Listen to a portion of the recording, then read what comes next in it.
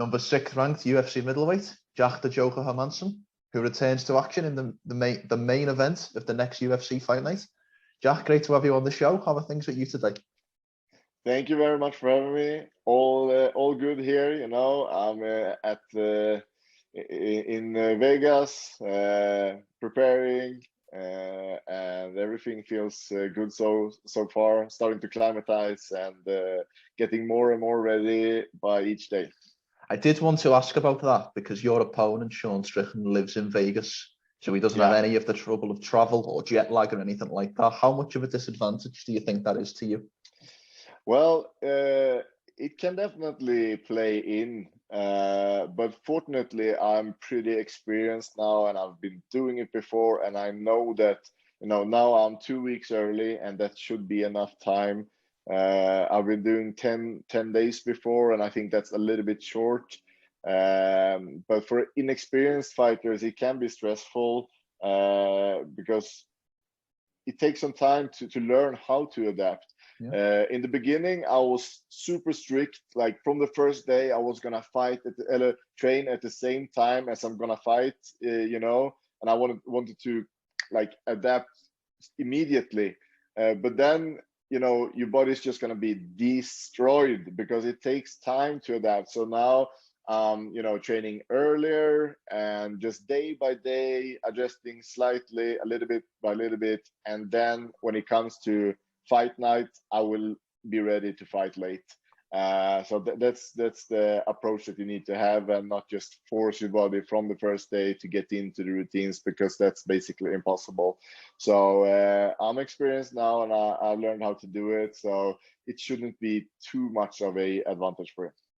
I know that all of the troubles that you have to, all the protocol that you fighters have to go through now in the COVID era, with quarantine and all of that, and I know it's been relaxed at this point, but do you think it's a difficult time for debuting fighters to start their run in the UFC? Yeah, it might be. I think it's a little bit easier now. It's going to be interesting to see, because now I'm at my Airbnb, and it's going to be interesting to see how the routines are at the fighter hotel on fight week. But that has been something special, especially last year. There were like really crazy routines, and that definitely adds to it. But at the same time, I think that's new for all of us, experienced or not. So that's gonna be pretty equal in that regard.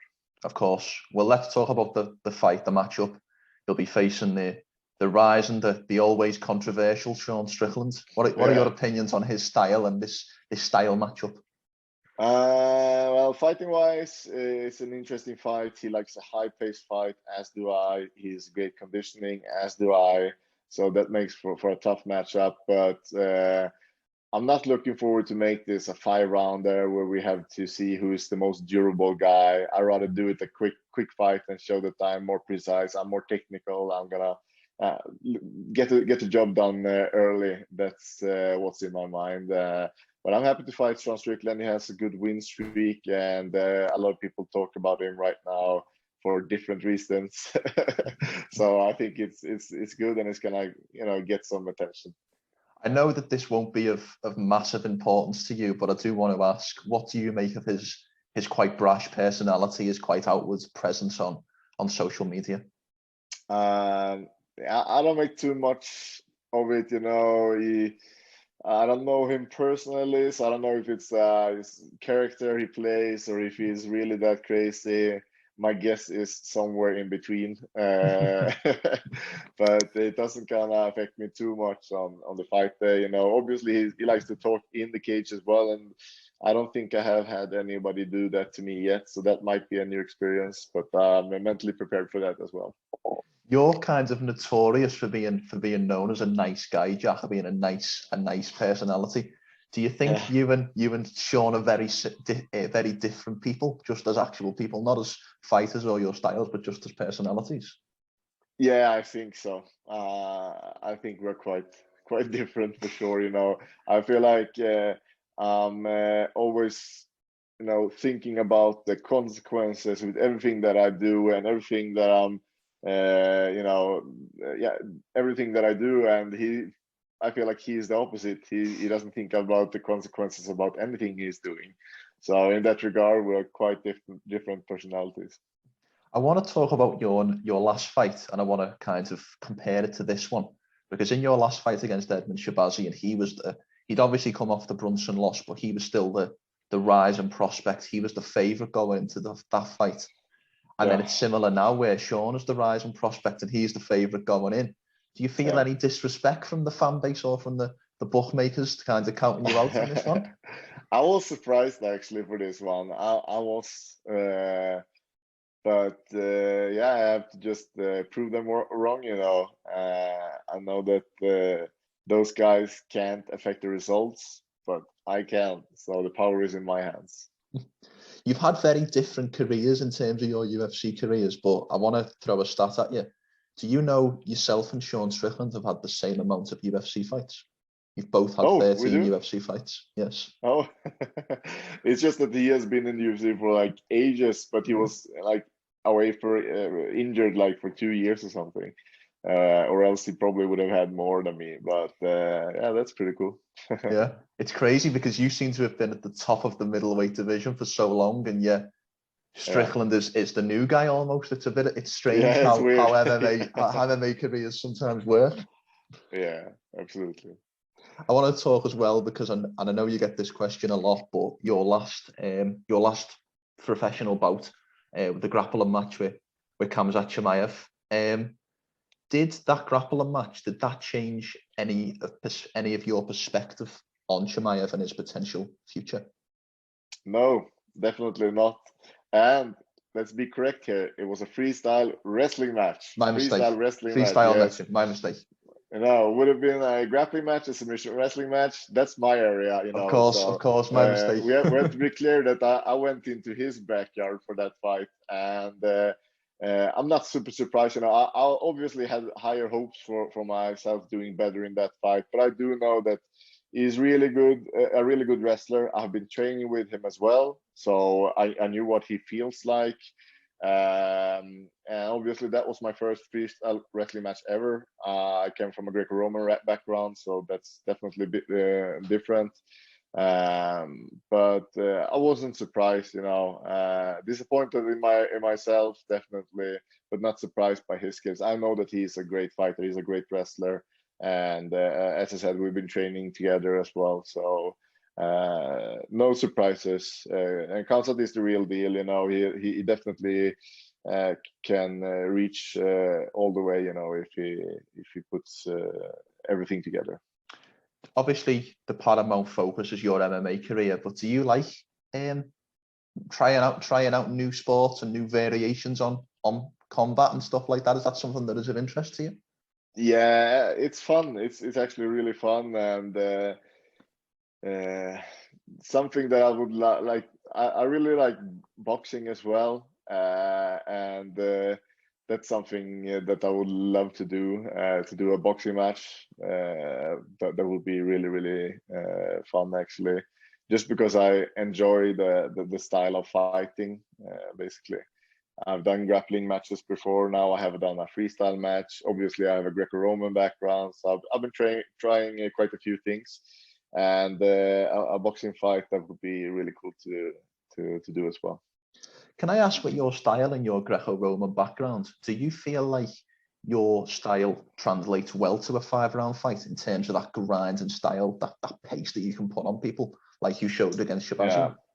Yeah, definitely. That's obviously one of my strong points. If you see a guy like Chimaev, who is like really, really quick starter, good from the get-go, I'm more of a grinder. It's just how my body works, and I can keep going for a long time at a high pace. And Sean Strickland is also that kind of a fighter. But yeah, that's. But in the same time, in Greco-Roman, you have different kind of fighters there as well. You have the explosive ones, and you have the more durable ones. And I'm definitely one of the later. 100%. This fight is number 6 versus number 7 in the middleweight division. And we're seeing the champ having a lot of rematches lately. He's rematching Whittaker. He's just come off the rematch with Vettori. I think this fight is very important in terms of who could get next. Do you agree with that? Yeah, definitely. I know that Adesanya isn't too keen on a rematch with Brunson, and he's the one with the longest win streak in the division right now. And then you have Cannonier, who's already fought Whittaker. So I think that neither Adesanya or Whittaker has fought me yet. So I think that puts me in a great spot. Do you think you could potentially be next with a win over Strickland, or do you think it could take one or two more? It could be next. It could be next. And I think that my performance is gonna have a lot to say with that. As the more dominant the performance, the higher the possibility is that I'm gonna position myself for a title shot. Does part of you think stay in the States and see if anything happens with the title fight and potentially be ready to fill in as a replacement? Yeah, for sure. But I think as a replacement, they probably gonna use, I don't know. I'm not surprised if somebody, yeah, if Brunson or Cannonier would jump in there. But yeah, I'm gonna like, as long as I win my fight, I'm gonna be here for sure. Of course. I want to talk as well because I've seen a lot of interviewees ask you for a prediction for the title fight. I'm going to instead ask you for a prediction for the Brunson Jared Cannonier fight. How do you see that fight playing out? I think that Cannonier is gonna pull it off. I just feel like, Brunson, he has great wrestling, but he's a little bit reckless in his stand-up, and Cannonier is very calm and precise, and Cannonier has been working his get-up game a lot. He's extremely good at getting up on his feet now. I don't think he is as flat on his back as he was when he was a heavyweight or light heavyweight. It's going to be hard for Brunson to control him on the ground, and that makes it, yeah. And I think in the stand-up, Cannonier is going to have the edge. So I will give it to Cannonier. Brilliant. Well, I wanted to talk about another final topic. I know that you are the previous Cage Warriors world title holder, and you defended the world title. And Cage Warriors has got an upcoming unification fight between Jordan Vucenic and Paul Hughes, a massive fight in Europe. Can I ask, do you stay on top of Cage Warriors? Is that an organization that you still watch? No, unfortunately not. I just, if there is any fighters that that I know personally, I'll check it out, check the fights out. But it's hard to just follow every UFC event that comes up. So it's definitely I've been falling off the Cage Warriors scene the last couple of years. Of course. Well, you're still an OG in the Cage Warriors. The Cage Warriors alumni. Jack, I've got one final question on your MMA career, and I've got a final trivia question after that. I don't want to ask for a prediction because everyone asks for a prediction. Instead, what I want to ask is, what are your essential goals for 2022? What do you want to accomplish in this calendar year? My goal for this year is to fight for the title. That's my ultimate goal, and I'm gonna try to do everything I can to reach that. Yeah, if I could get the title fight, I would be really, really happy. If not, I'm gonna set the same goal next year. Fantastic.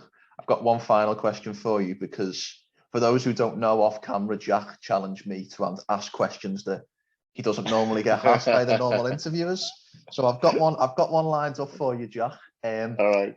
I did a little bit of digging, and I saw that before you started training full time in MMA, you used to work in a pet store. Is that correct? Right. Yeah. Can I ask what was your favorite animals that you dealt with whilst working in the pet store? Oh, favorite in the pet store. I have to say the parrots, the gray Jacko parrot, which is a really, really cool parrot. They're really good at picking up words and stuff like that. And I grew in front of those. So yeah, the gray Jacko parrot was my favorite.